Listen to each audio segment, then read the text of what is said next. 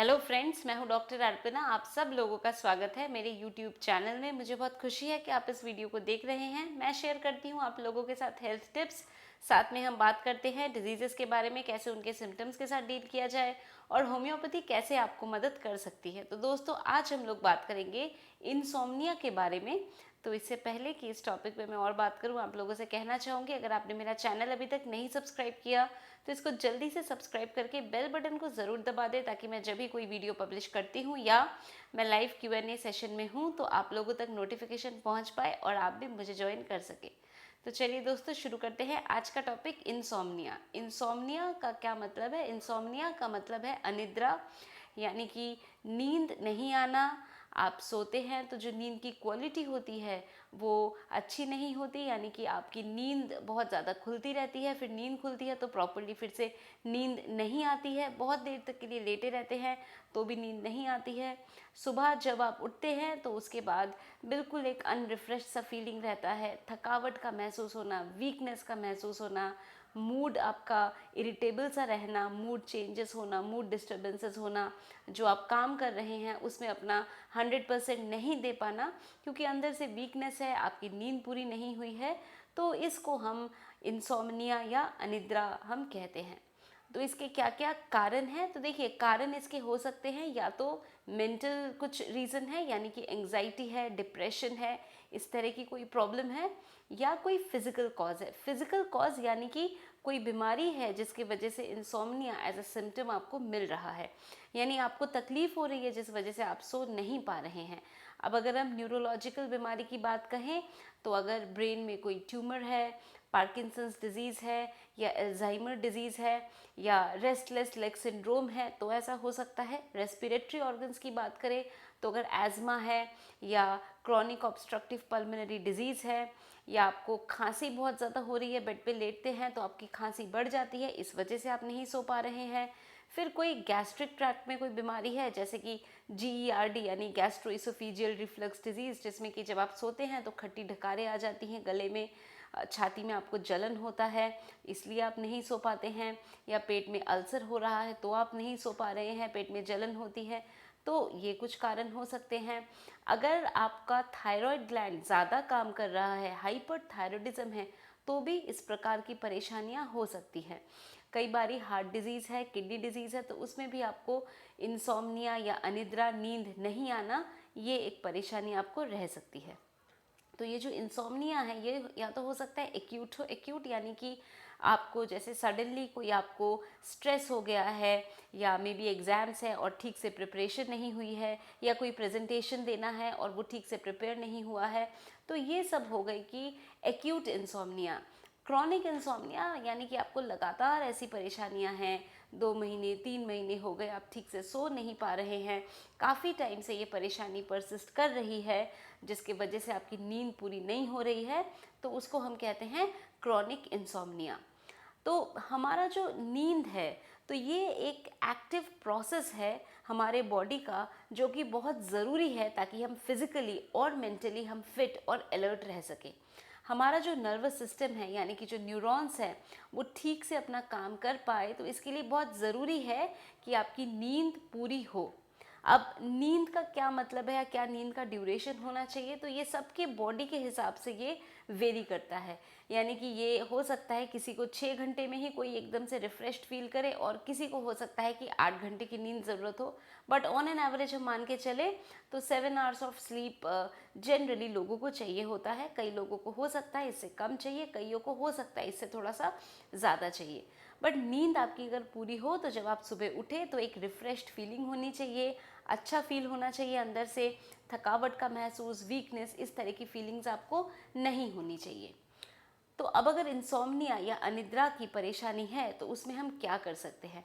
तो चलिए, दवाइयों के बारे में बात करने से पहले बात करते हैं कि क्या क्या जनरल मेजर्स होने चाहिए। तो सबसे पहला तो है एक अपना रूटीन सेट करना है और उस रूटीन को फॉलो करना है।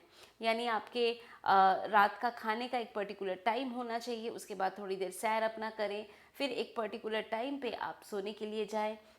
जब आप सोने जाते हैं तो कम से कम आधे घंटे पहले जितने भी इलेक्ट्रॉनिक गैजेट्स हैं, चाहे वो टीवी है, फ़ोन है, इनसे थोड़ा सा दूर हो जाएं, रिलैक्स करें अपने माइंड को।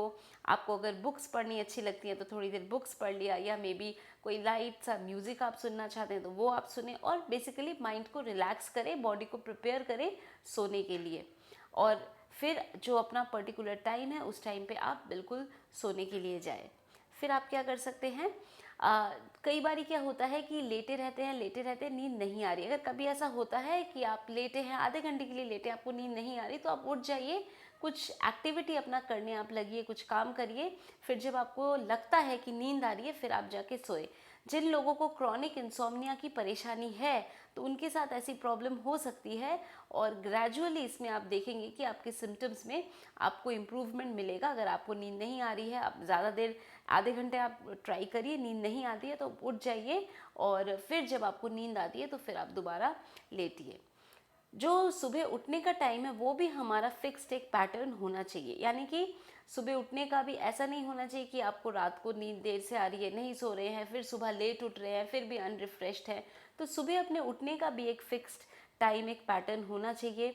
और अपने बेडरूम के कर्टन्स को इस तरह से प्लेस करिए कि सुबह जो सूरज की रोशनी होती है वो डायरेक्टली आपके चेहरे पे वो गिरे और उससे आप उठ पाएँ। एक और अच्छा तरीका है, जैसे हम अलार्म क्लॉक्स लगाते हैं उठने के लिए, ठीक उसी तरह से जो लाइट्स हैं उस तरह की कुछ लाइट्स मिलते हैं, लैम्प्स मिलते हैं, जो कि आपको जब आपका उठने का एक पर्टिकुलर टाइम हो जाए आप उसको सेट करके रख सकते हैं, तो वो एक लाइट प्रोड्यूस करता है, जो आपके चेहरे पे वो लाइट लगती है एंड आपको लगता है जैसे सूरज की रोशनी गिरी है आपके ऊपर, तो ऐसा फील होता है, तो उससे भी आप उठने में आपको मदद मिल सकती है। तो बेसिकली जो हमारा बॉडी का क्लॉक है, जो बायोलॉजिकल क्लॉक है, तो उसके हिसाब से हमारा जो एक फिक्स्ड पैटर्न है वो ज़रूर होना चाहिए, और उसको हमें ज़रूर फॉलो भी करना चाहिए। कई लोगों को बहुत ज़्यादा स्टिमुलेंट्स लेने की आदत होती है, यानी बहुत ज़्यादा कॉफ़ी पीते हैं, बहुत ज़्यादा चाय पीते हैं, या बहुत ज़्यादा अल्कोहल कंज्यूम करते हैं, बहुत ज़्यादा सिगरेट स्मोक करते हैं। तो ऐसे केस में भी इंसोम्निया की परेशानी हो सकती है। तो इन सब चीज़ों को भी, स्टिमुलेंट्स को जितना कम से कम हो सके उसको आप लें, तो वो आपके हेल्थ के लिए भी बेनिफिट देगा। तो चलिए अब हम बात करते हैं होम्योपैथी में कौन सी दवाइयाँ हैं जो आपको मदद कर सकती है। तो दोस्तों, होम्योपैथिक मेडिसिन बताने से पहले आप सब लोगों को मैं कहना चाहूँगी कि सेल्फ मेडिकेशन बिल्कुल भी नहीं करना है। आपकी कोई भी परेशानी होती है, कोई भी मेडिकल कंडीशन है, तो ज़रूर फिजिशियन को कंसल्ट करके ही आपको दवा लेनी है। अगर आप मेरे से अपॉइंटमेंट लेना चाहते हैं तो उसकी सारी डिटेल्स नीचे डिस्क्रिप्शन बॉक्स में है। तो चलिए बात करते हैं होम्योपैथी में कौन सी मेडिसिन है। तो अगर आपको एक्यूट इंसोम्निया है, यानी कि आपको एंग्जाइटी हो रही है, सडनली आपको नींद नहीं आ रही है, आपका एग्ज़ाम्स है या मे बी कोई प्रेजेंटेशन है वो प्रिपेयर नहीं हुआ है, इसकी वजह से आपको बेचैनी हो रही है, नींद नहीं आ रही है, तो कॉफिया क्रूडा एक मेडिसिन है जो बहुत अच्छा काम करती है। अगर आपको कोई एंग्जाइटी, कोई मेंटल डिप्रेशन, इस तरह की कुछ परेशानी हो रही है और उस वजह से आपको नींद नहीं आ रही है, यानी मेंटल फैक्टर एक मेन रीज़न है, तो उसमें इग्नेशिया, और अगर क्रॉनिक इंसोम्निया है मेंटल रीजंस की वजह से, तो उसमें नैट्रोम्योर एक बहुत अच्छी मेडिसिन है। कई बारी हम क्या देखते हैं कि जो फीमेल्स हैं जो मेनोपॉजल एज में आ जाती हैं, तो उनको हॉट फ्लशेस होने लगते हैं और एकदम से पसीना आ जाता है, पैल्पिटेशंस होती हैं, नींद नहीं आती है। तो ऐसे में सिनेशियो एक मेडिसिन है जो बहुत हेल्पफुल है। एक हमारी जनरल मेडिसिन स्लीपलेसनेस या इंसोम्निया के लिए कालीफॉस 6X एक बायोकेमिक मेडिसिन है, तो ये भी हेल्पफुल रहती है जब आपको नींद नहीं आती है, नींद नहीं आने की प्रॉब्लम होती है। कई बारी अगर आप स्टिमुलेंट्स बहुत ज़्यादा ले, यानी बहुत ज़्यादा कॉफ़ी पी लिया है या बहुत ज़्यादा आपने चाय पी ली है, आपको नींद नहीं आ रही है, तो नक्स वोमिका इस केस में हेल्पफुल है। फिर हमारी मेडिसिन है पैसिफ्लोरा। तो पैसिफ्लोरा एक मदर टिंचर है जो कि ऑलमोस्ट इंसोम्निया के जो क्रॉनिक केसेस होते हैं, बहुत टाइम से सफ़र कर रहे हैं, तो उनको दी जाती है और काफ़ी अच्छा इसका एक्शन भी है। दोस्तों देखिए, कोई भी परेशानी हो, कोई भी बीमारी हो, तो उसमें कारण जानना और कारण को ट्रीट करना बहुत ज़्यादा ज़रूरी है, क्योंकि अगर हम कॉज को ट्रीट करेंगे तो ही बीमारी को हम प्रॉपरली ठीक कर सकते हैं। तो जैसे इंसोम्निया में भी मैंने आप लोगों को बताया कि क्या कारण है और उसके हिसाब से हम ट्रीटमेंट लेंगे तो ज़रूर इसमें आपको रिलीफ भी जल्दी मिलेगा।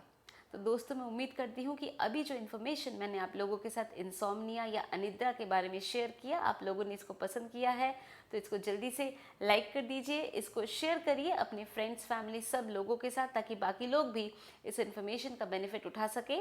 अगर आपने मेरा चैनल अभी तक नहीं सब्सक्राइब किया तो इसको सब्सक्राइब करके बेल बटन को ज़रूर दबा दें।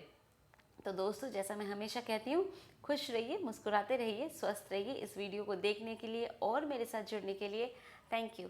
Thanks for watching.